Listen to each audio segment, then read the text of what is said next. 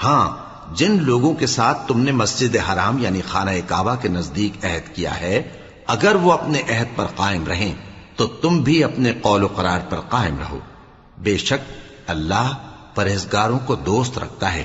بھلا ان سے عہد کیوں کر پورا کیا جائے جب ان کا یہ حال ہے کہ اگر تم پر غلبہ پالیں تو نہ قرابت کا لحاظ کریں نہ عہد کا۔